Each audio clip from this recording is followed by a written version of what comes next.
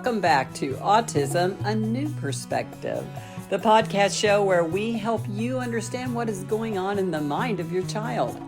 And we always encourage you that growth for your child is possible. I'm Kat Lee, and in this special podcast, we visit with an RDI mom whose daughter is now 30 years old. Enjoy this inspirational story. This is part 2 of our topic, Autism in Girls, part 2.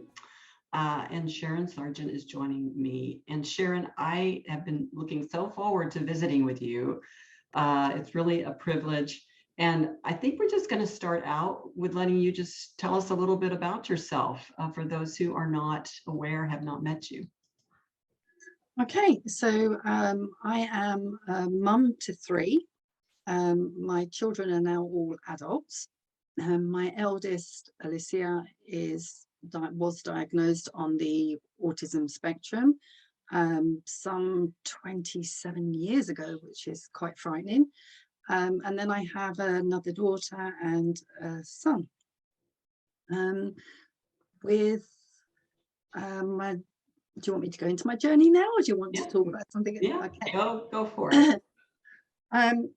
My little sister was born when I was nearly 16. So I had an idea of child development. And when Alicia was just over a year old, I knew that something wasn't quite right, that she wasn't on the typical developmental path. And I then had to try and convince professionals that something wasn't right. But back then, I didn't know what autism was. We had no internet. We didn't have a lot of information out there, and they were still quoting autism as 1 in 10,000. So it took almost 2 years before somebody listened to me and we got a diagnosis.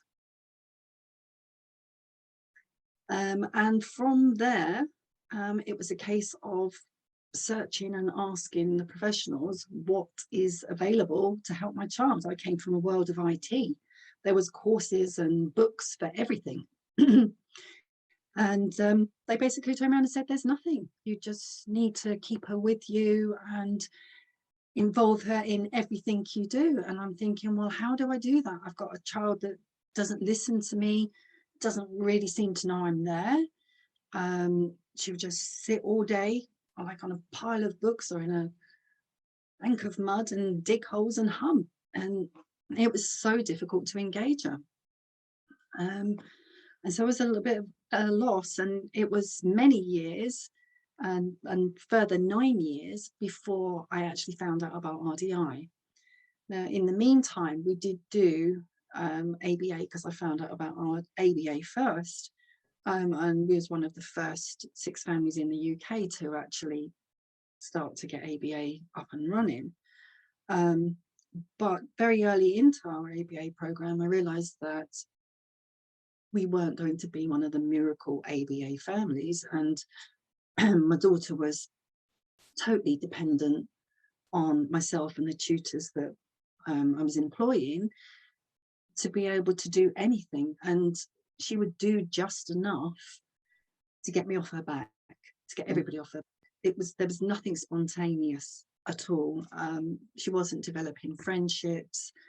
And although we had a relationship, it was a little bit off. It wasn't quite right. I felt more like her teacher than her mum. I relate to you so much because my son is the same age as your daughter, and so we went through a really similar time frame. And I think, and I've talked to parents, who have more newly diagnosed children, and they are amazed that at that time, like you said, it was 1 in 10,000. Kind of felt like you'd been struck by lightning or something. And there was nothing. We were told, there's nothing you can do for him, and you need to take care of your other child. So I think that's a long time ago, but I know, and I hear you, it's always a part of my story that whatever interventions we tried were just what was only available, if anything. Absolutely. And we didn't have the internet, so we couldn't go off searching for all these different programs that possibly were there, and all the different advice that was out there that there's now. And to a certain extent, I feel like people now have too much choice. There's just, you know, you're bombarded with all this information, but we were the opposite of that, where you were scrambling to find anything. But yeah, so we did the ABA program, and if I put my hands on my heart and I could undo that, I would, because there's things that I've had to, like some of the anxiety I think was caused from the ABA program that we were in at that point, and it was more low VAS like back then. But we found out about RDI through a Yahoo group when the internet suddenly appeared, and we could actually be in contact with other parents, you know, via the internet. And there was a parent that had read one of the activity books, and they put a review up, and I thought, okay, there's something in this. And so I ordered Solving the Relationship Puzzle, and both the young adolescent adult book and the younger child book, because my daughter was 12 at that point. And so I thought, well, she probably falls somewhere between the two. And after reading Solving the Relationship Puzzle, I thought, okay, there's something here. There's something, this is the thing that I feel like I've been looking for. But back then, in my head, all we needed to do was form these friendships. We needed to just help with her socialization. You know, everything else I thought we'd covered. But it was from going on, which back then we, Dr. Gutstein used to do. It was from attending a 4-day parent training, and I was in Dr. Sheely's adolescent group, and it was during that that group when we talked about declarative communication.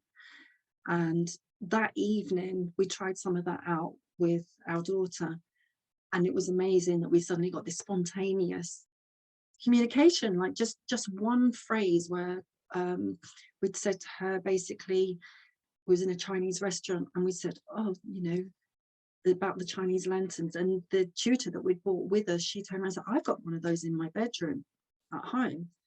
And it took nearly that 45 seconds that, you know, Dr. Sheely suggests you might need for my daughter to actually then turn around and say, I like the purple one. It was like, wow, you just did that without somebody saying, what's your favorite color, you know?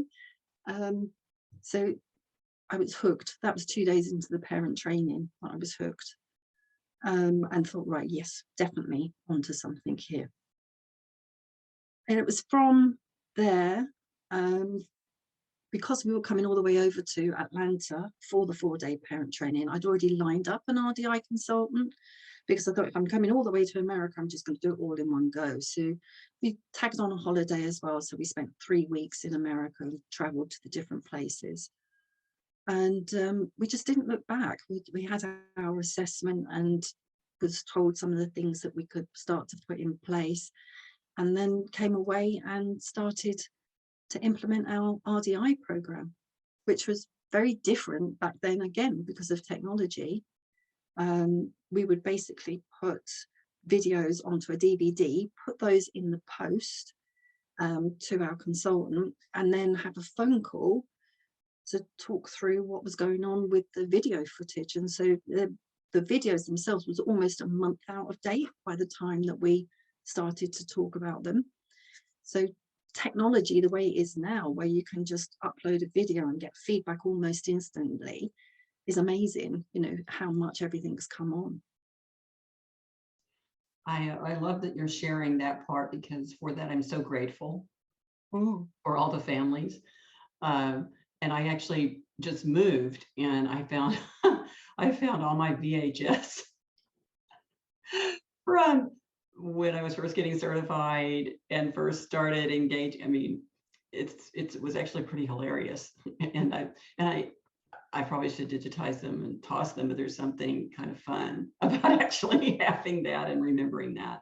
But it is such a great time. So you are having to wait for a good month to get feedback on the work you were doing with your daughter. And I assume you just kept going. Absolutely. While we was waiting for the feedback, we had our goals and we just basically carried on, same but different, you know. Okay, well, I've tried it with doing it this way, now I'm going to do this with it.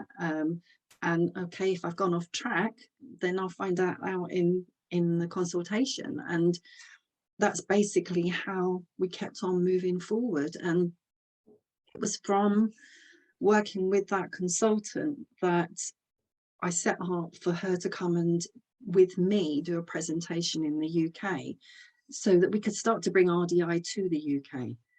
And she encouraged me to go through the training. I think it was about 3 months into our program, and she started to encourage me to do the training. And then at the presentation, it was the first time I'd done anything like that, and I was given the parental view. There was like just over 100 people, and I was like, oh goodness, you know, I'm talking to all these people, and I got such a rush from it. It was just such an adrenaline rush from being able to show our footage and talk through what was happening and the questions and everything. And in that actual presentation, our consultant at the time, she turned around to everybody and said, I was going through training, and I was still in the process of actually sorting that out. But okay, I'm going through training. So yeah, that was the beginning of the next step. Tell us a little bit about, and I know it's a long journey, but a little bit about the things that you saw start happening with her that kept you going. Because I know a lot of parents, whether the child is 4 or 12 or 20, you know, in the beginning, it's hard. And I know for me, there are those things that you start, your mouth just kind of falls open, like you said, what she said about the limb. And tell us some things that really encouraged you. Initially, as I said, it was the spontaneous conversation, and actually feeling like things were opening up. I was starting to understand our relationship to a certain extent. I was starting to understand who she was, but also how we interacted together, and built a different bond. That started to happen. But also it was the whole mindset changing of, like, before that, if say we were doing cooking together and I opened up a recipe, I would be like pointing to words. Now it says do this, add this, do that, where is this? And from changing and moving into that guide mindset, I no longer needed to do those prompts. She started to think for herself, and that was really motivating, to be able to see her, you know, problem solving and making decisions where she'd been totally relying on me for everything. I'd got to the point where I was saying I was looking for something else, and when I found RDI, where I thought, how am I going to teach her everything she needs to know? I can break all these things down. I can do it more like a social story type thing, or I can, you know, when this happens, do that. But she still needed, like, next time she went into a similar situation, she didn't recognize the same but different. She didn't, you know, realize all she needed to do was think about what she'd done once before in a slightly different scenario. So it was a case of my having to help her generalize by teaching her, in this situation, you do this. In this situation, you do that. And that was a big difference with RDIs, to watch her own mind and thinking develop. And I was able to step further and further back. And again, that was motivating, because I'd always thought, I've got to teach you this rather than I can guide you. And that was a big difference.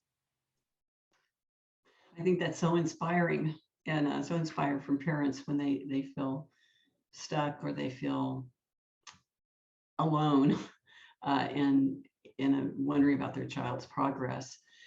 So one of my sweet parents once told me that RDI gave her daughter back, and those things that she thought she would do with her daughter early on, and then thought she would never do with her daughter at one point.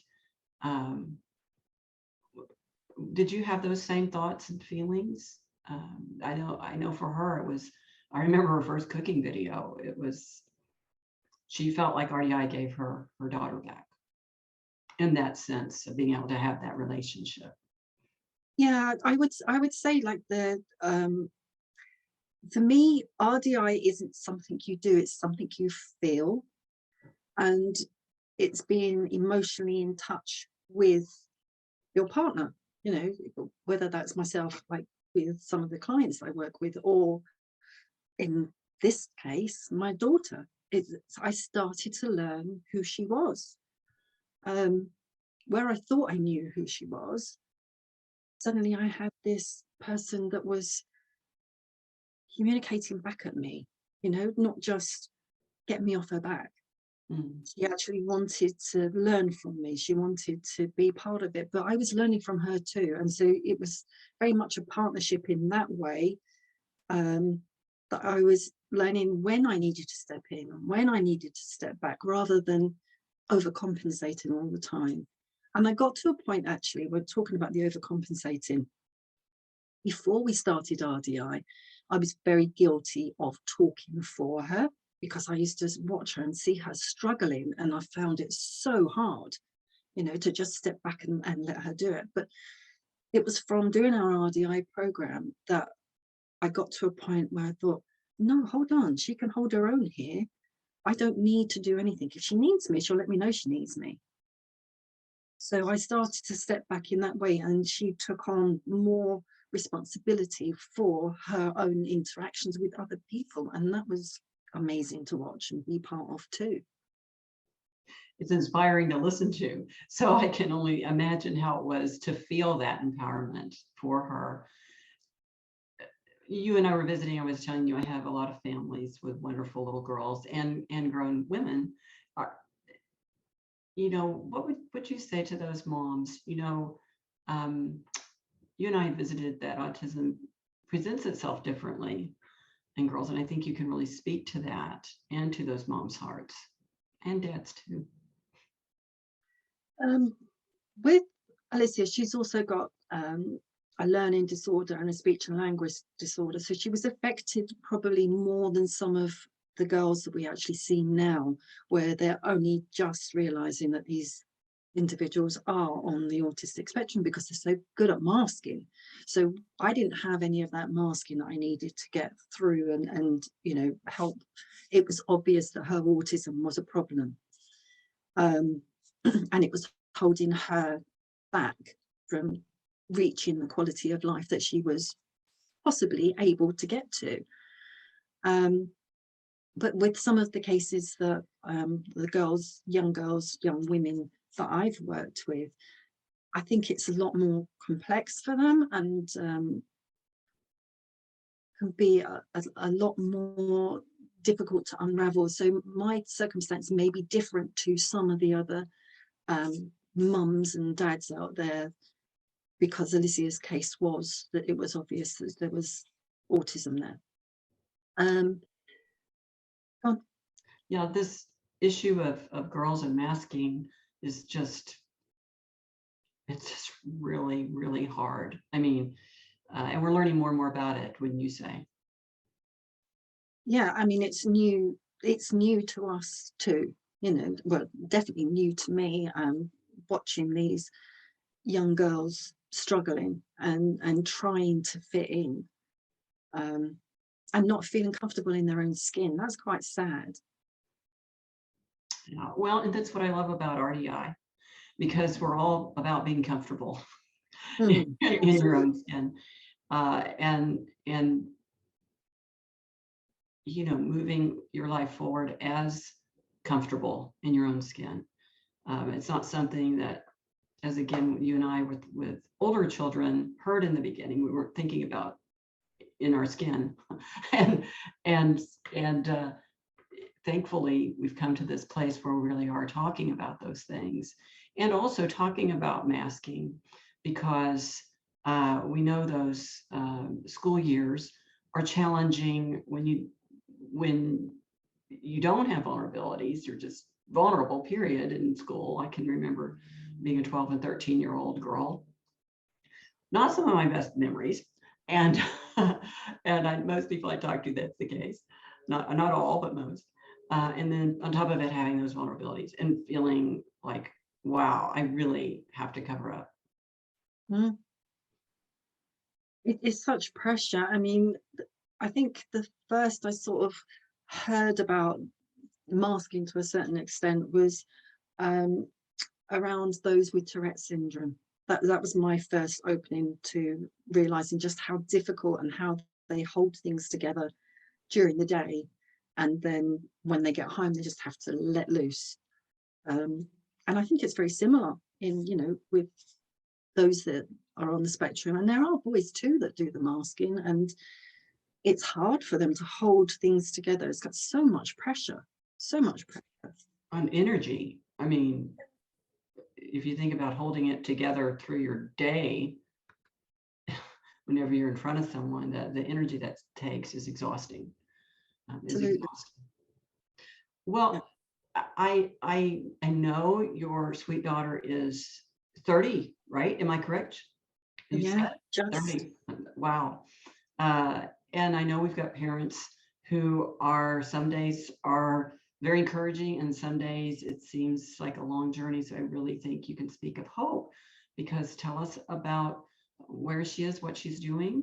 We know everybody's story is different, so we know we don't have exact duplications, but we'd love to hear. Lissy's life started to change when she went to college.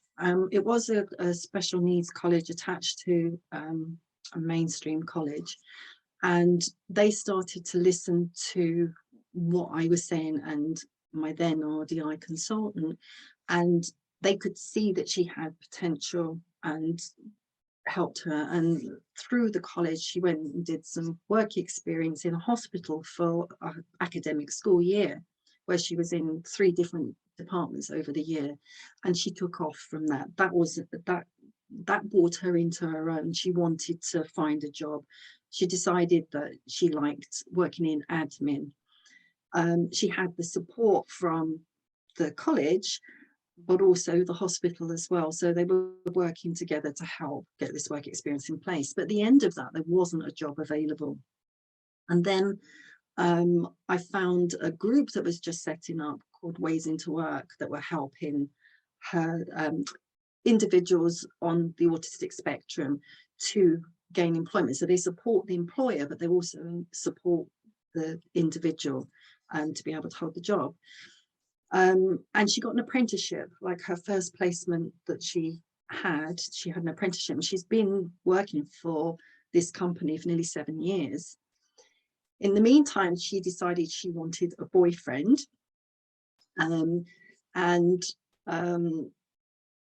the first boyfriend that she met through a club that she went to, and they were together for about 2 years, and then that didn't work out, and she was heartbroken, and she had a little bit of a space, and then decided that she would actually like another boyfriend. And there was a club that actually did like dating, so they matched. So she went out with, I think, 6 different boys, and then she found the person that she really liked, and they moved in together, you know, after a few years. They moved in together, but initially they said they just wanted to get married, and we were like, no, live together first, so you know you're not making a mistake. And then they were going to get married, and then the lockdown happened, and everything kept being pushed back. But last October they finally had their wedding day, which was extra special. One, because I never envisaged that she would actually get married. It was, for me, for her to make friends was my dream for her. But actually to, you know, be in this relationship and be getting married, and so that was wonderful. But also it was made extra special because we were finally all allowed out. You know, we could meet people again. And so it was just lovely to have all these friends and family all in the same place celebrating this wonderful occasion, you know. And it was really lovely. So she's still working for the same company. They're now living together. They're waiting to have their big honeymoon in Florida at some point. But at the moment, yeah, they're very happy with where they You are are and what too. they're doing. Absolutely. And you And are too. And it's yeah, just, the level of independence that she now has, again, it's surpassed what I wanted for her. You know, um, I thought she would need me more on call, and she doesn't. She sort of struggles a bit with finances. She had a little bit of help with that, but otherwise, you know, they work well as a couple. He's also got special needs. He's not diagnosed as autistic, but he's got special needs as well, and they sort of bounce off of each other, their strengths and weaknesses, and help each other through, you know, just as couples do. So yeah, it was quite amazing. well, it's so encouraging. And I'm just going to ask you to say a few words here to parents to encourage them during years where they feel like, you know, they can't think too far ahead because it's just, I don't know. I don't want to put feelings in people's minds because they're too painful or too frightening. Name your emotion, right? What would you say to them? I think that you just need to keep believing in yourself and use RDI. That's what it's there for, you know. Learn how to scaffold, learn how to step back, learn how to spotlight your child's uniqueness, but also their problem solving skills and their decision making all start to come into play. And that doesn't necessarily mean that only happens for those on the higher end of the spectrum, although that's not politically correct to say anymore, but it's not just that. There will be changes. I don't believe that I've seen a child on the spectrum where the parents are not invested in RDI, where there hasn't been changes for that family and that child. They might not reach where Alicia has reached, but the quality of life is still going to be immensely improved. If there's one thing, and RDI has taught me many things. So one thing though is that once we allow ourselves, and this is hard and I don't do it all the time. So hypocrite alert, as I like to say. But when we allow ourselves to not be on the world's time and to think, I don't have to do this by this or this by this, my child doesn't. If we allow the time, there's no telling. And I was visiting with an old friend that I hadn't seen for a long time, just happened to run into him. And he said, you know, he had volunteered in a classroom and said, you know, a lot of these kids, and he doesn't know, he's a very sweet man, said they'll just never going to get any better. And I was thinking, that's not really true if we want to even say the word better.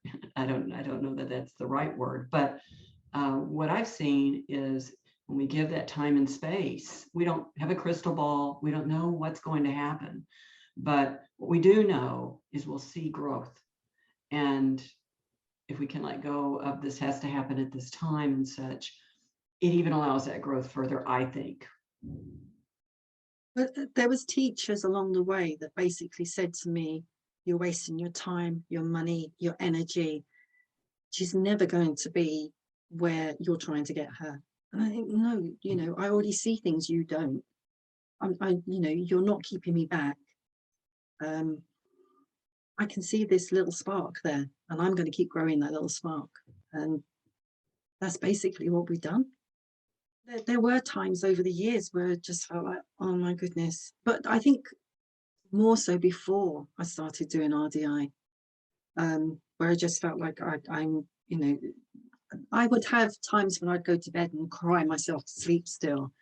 But as we did more and more RDI and I started to see things changing, those times stopped, you know, where I didn't feel like, I didn't feel desperate anymore.